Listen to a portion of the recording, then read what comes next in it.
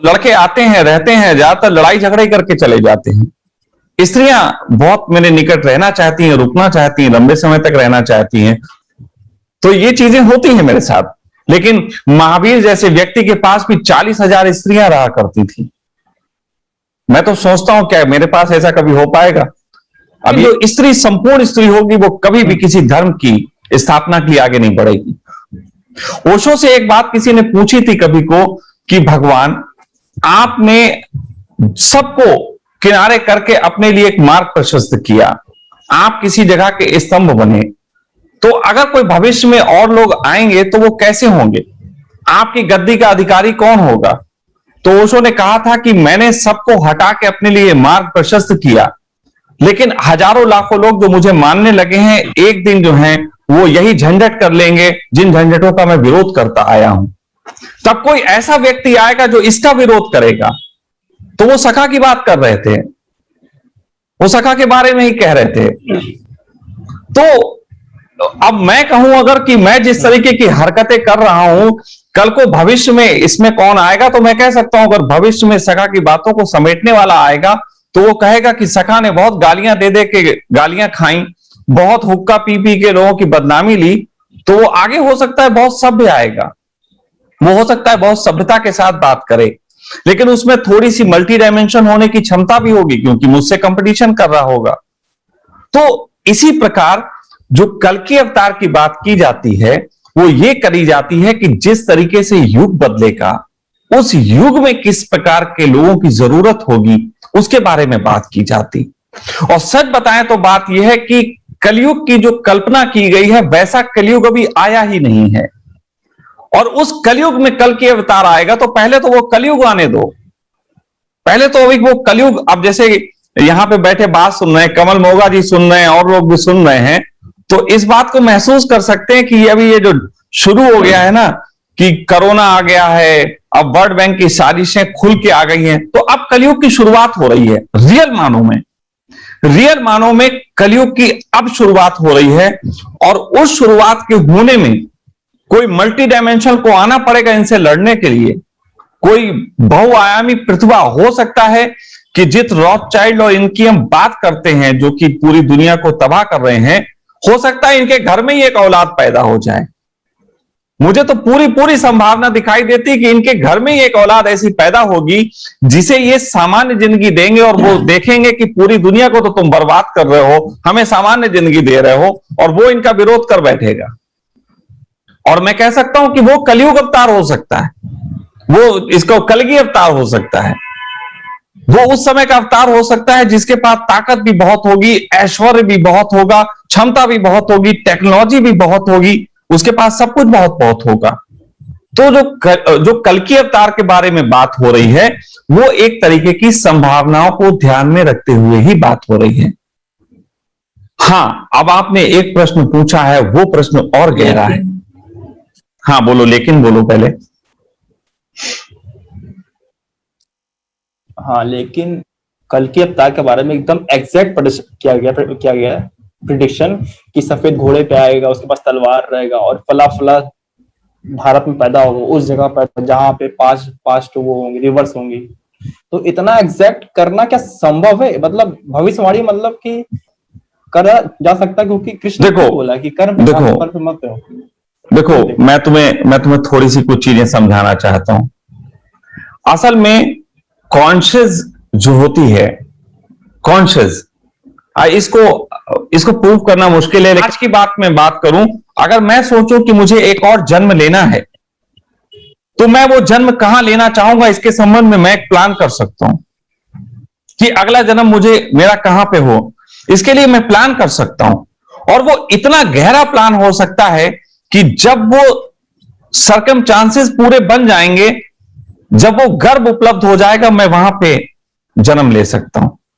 मुझे याद है तुम वो लड़के हो जिसको मैंने ब्लॉक कर दिया था, जिसे मैंने मैसेजर पे ब्लॉक कर दिया था क्योंकि अननेसेसरी तुम बात करते रहते थे, अननेसेसरी प्रश्न भेजते रहते थे।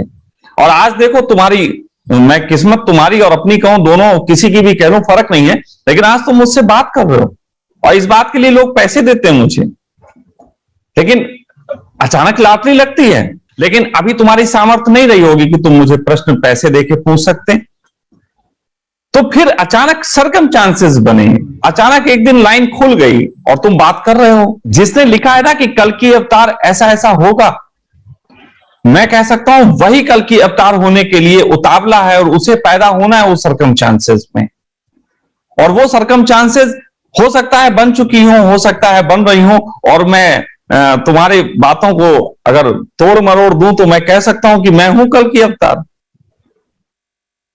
बहुत सारी चीजें, वही परिस्थितियां हैं जिनकी बात की जाती मेरे से मैच खाती। जो सेंसिटिव लोग होते हैं वो जिस तरीके की बातें कहते हैं उनसे वो अपने हृदय को जोड़ के कह रहे होते हैं।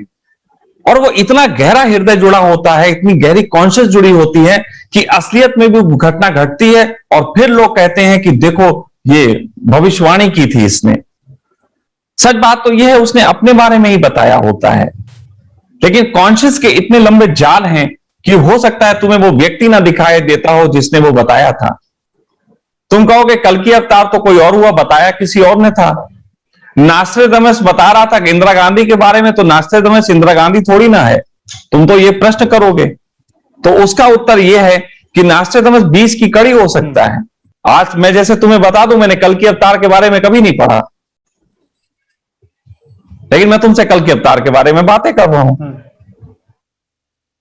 क्योंकि मुझे कोई लेना देना नहीं कि वो कल के अवतार के बारे में क्या लिखा गया है। नॉस्ट्राडेमस ने एक बुक निकाला अपने, जिसमें वो आज से 1200 साल के आगे तक का भविष्यवाणी किया था।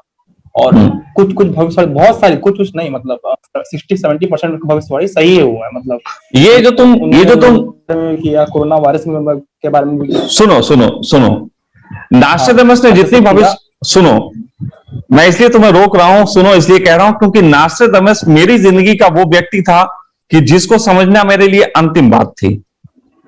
मैं सब चीजें समझने लग गया था, सब रहस्य मेरे सामने खुल गए थे, लेकिन नास्ट्रेडमस की बात जब आती थी तो मुझे लगता था यहां पे कुछ रहस्य बाकी है। तो मैं तुम्हें बता दूं कि नास्ट्रेडमस ने जितनी भविष्यवाणियां की हैं उनमें से 8, 10, 15, जैसे तुम अभी कह रहे हो मुझसे कि नास्ट्रेडमस की 60% भविष्यवाणियां सच हुई, ये बिल्कुल तुम YouTube को देख के कह रहे हो। YouTube में ऐसे ही बोला जाता है, तुमने YouTube देखा और वही 60% मुझे बता दी।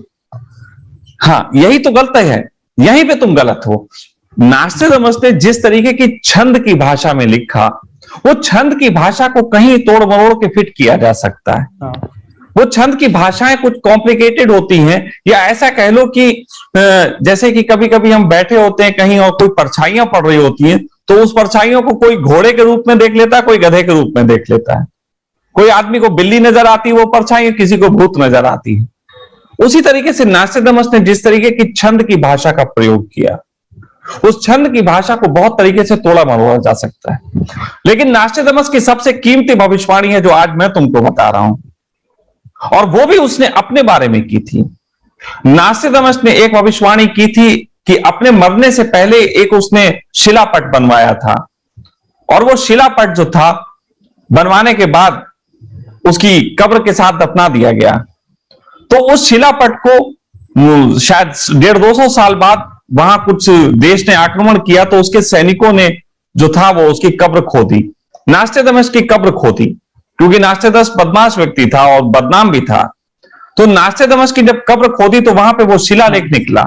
उस शिलालेख पे लिखा हुआ था कि आज से मेरे मरने के इतने समय बाद इस देश पे एक आक्रमण होगा और वहां के 2 सैनिक मुझसे गुस्से में आके मेरी कब्र खोदेंगे और उनको ये शिलालेख मिलेगा, और जब उनको ये शिलालेख मिलेगा उसके थोड़ी देर बाद दोनों मर जाएंगे।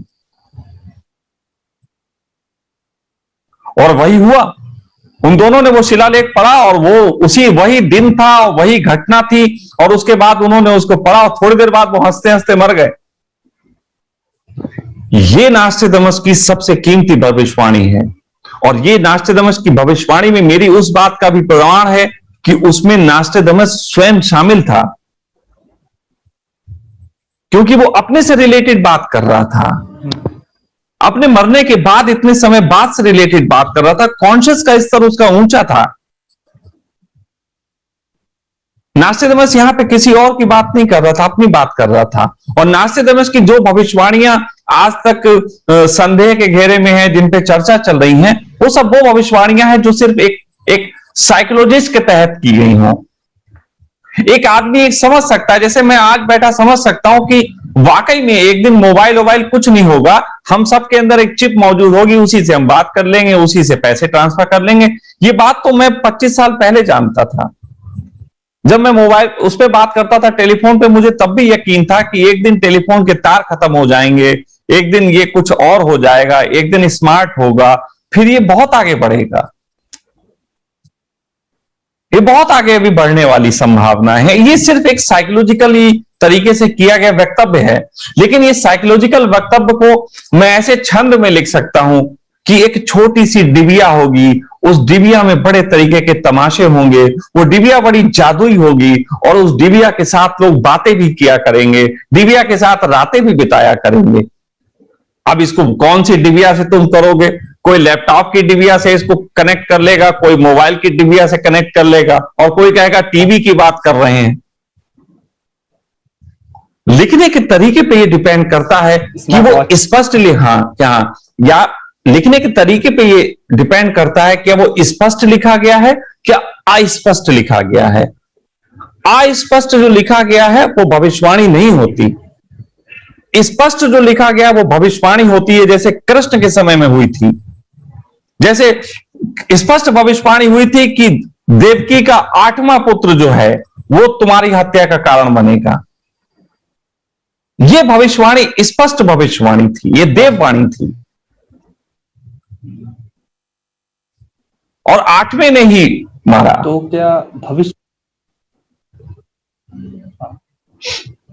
क्या भविष्य देखा, मतलब पहले से क्या तय है? आपका मैंने एक वीडियो देखा था स्पिरिचुअल एस्ट्रोलॉजी।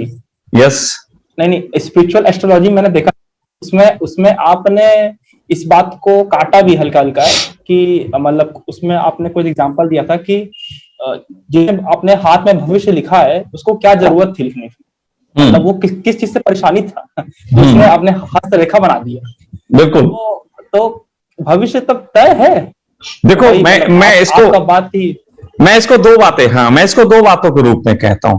भविष्य तय है, भविष्य तय है, लेकिन समय समय पे भविष्य आगे भी लिखा जाता है, उसे लिखने के लिए तय भी करना पड़ता है। भविष्य जहां तक लिखा जा सकता है बाय कॉन्शियस, मैं फिर एक शब्द यूज कर रहा हूं, बाय कॉन्शियस।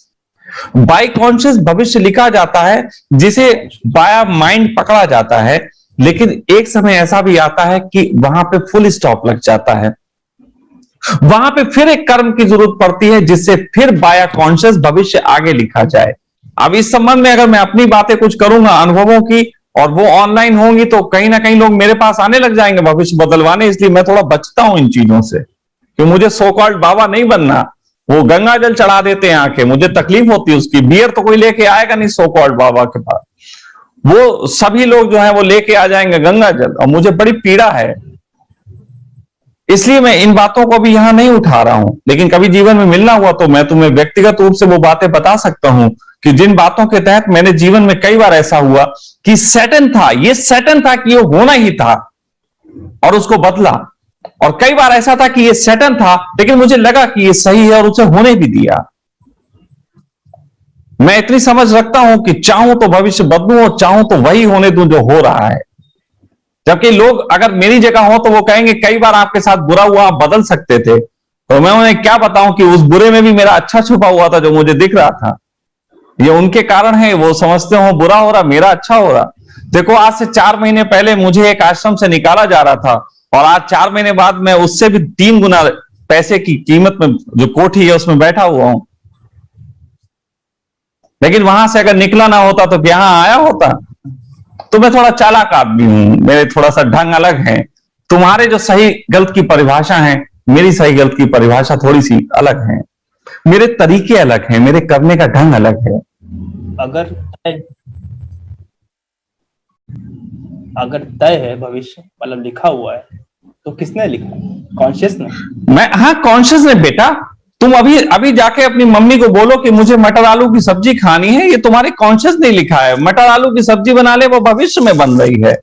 आप समझ नहीं पा रहे, वो मटर आलू की सब्जी जो आपने मांगी है वो भविष्य है, और वो आपकी कॉन्शियस द्वारा आपकी मम्मी को कहा गया था, जिसने इंतजाम किया। उसी तरीके से मेरे जैसा व्यक्ति किसी कॉन्शियस से कुछ मांगता है तो पूरी ब्रह्मांड की जो ऊर्जा है वो उसमें लगती है काम करने के लिए। हाँ, कभी कभी नहीं भी लगवाता हूं, कभी अपने आप ही कर लेता हूं। हर बार उसको तकलीफ क्या देनी? जहां तकिया काम आ सकती है वहां हाथ लगा के क्यों लेटना? तो ये समझदारी है कि कहां पे उससे काम लेना है और कहां पे छोड़ देना है।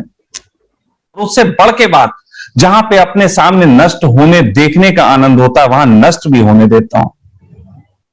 इसमें आप ही का एक छोटा सा बात कि आपने कहा था कि जीवन का कोई लक्ष्य नहीं होता है, तलवार का जीवन होता है। तलवार जहां चलाओ, जिसके हाथ में पहुंच गया वो हो गया।